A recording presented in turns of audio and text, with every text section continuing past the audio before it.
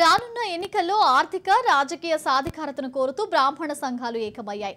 భవిష్యత్ కార్యాచరణపై చర్చించేందుకు విశాఖలో బ్రాహ్మణ ఐక్య వేదిక సదస్సు ఏర్పాటు చేయనున్నారు. అన్ని రంగాలలో తక్కువ కాదని తెలిపేందుకు భారీ బహిరంగ సభలకు పిలుపునిచ్చిన కన్వీనర్ నారాయణరావు ఎన్నికల్లో బ్రాహ్మణులకు కేటాయించే సీట్లను గెలిపించుకుంటామన్నారు.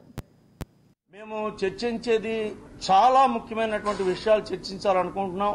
ముఖ్యంగా బ్రాహ్మణులలో ఒక పరస్పర సహకార ఒక వ్యవస్థ, అంటే ఒక ట్రేడ్ లో ఉన్నటువంటి వాళ్ళు ఇంకొక ట్రేడ్ లో, అలాగనే ఒకరికి ఒకరు సహకరించుకుంటూ ఒక మహత్తర శక్తిగా తయారవ్వాలి అనుకున్నప్పుడు దానికి ప్రారంభ సూచకంగా ఒక వేదిక అనేటటువంటిది ఉండాలని, ఆ వేదికని మహావిశాఖ నగర పాలక సంస్థకు మాత్రమే పరిమితం చేస్తూ 8 నియోజకవర్గాలు, కొన్ని పూర్తిగా, కొన్ని పాక్షికంగా, కొన్ని నియోజకవర్గాలు, వీటితో కలిపి ఇది చేయాలనుకుంటున్నాం.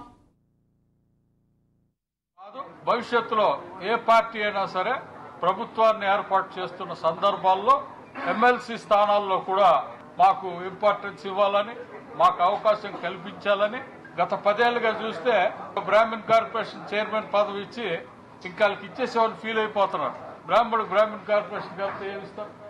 అది కాకుండా ఇతర కార్పొరేషన్లో చైర్మన్ పదవులు కూడా మాకు అవకాశం ఇవ్వాలని, ఎందుకంటే ఆర్థికంగా మేము ఎలక్షన్లు తట్టుకునే పరిస్థితి మాకు ఉందో లేదో మీ అందరికి తెలుసు, నేను చెప్పవసరం లేదు. ఇటువంటి సందర్భాల్లో మాలో మేధావి వర్గాలు చాలా ఉన్నాయి కాబట్టి ఈ కార్పొరేషన్లో కానీ